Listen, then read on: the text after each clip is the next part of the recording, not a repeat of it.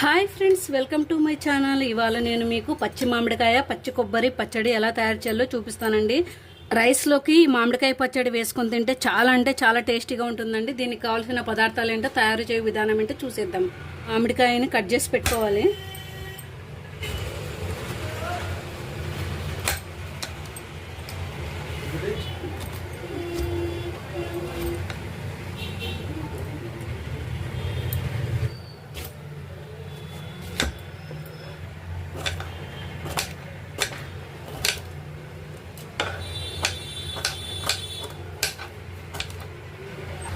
ఈ మామిడికాయ ముక్కలన్నీ మిక్సీలో వేసుకోవాలి.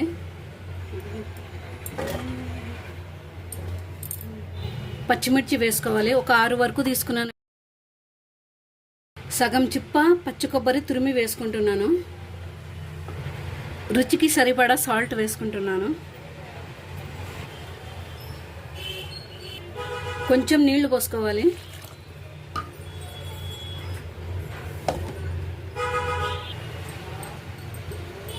ఇలా మెత్తగా వేసుకోవాలండి మిక్సీకి. ఇప్పుడు దీనికి తాలింపు పెట్టుకుందాము.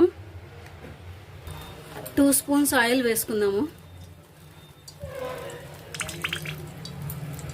1 స్పూన్ ఆవాలు జీలకర్ర, 1 స్పూన్ ఉద్దిబేళ్ళు శనగబేళ్ళు,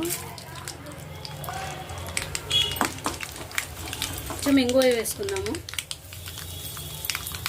2 ఒట్టిమిర్చి తుంచి వేసుకుందాము.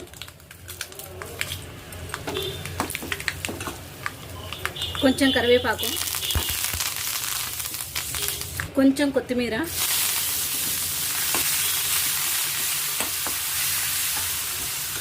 ఈ తిరువాతనంతటిని పచ్చడిలో వేసుకోవాలి.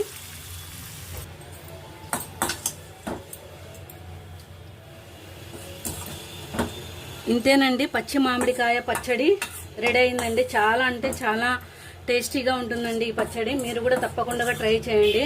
నా వీడియో మీకు నచ్చినట్లయితే నా ఛానల్ని సబ్స్క్రైబ్ చేయండి, లైక్ చేయండి, షేర్ చేయండి.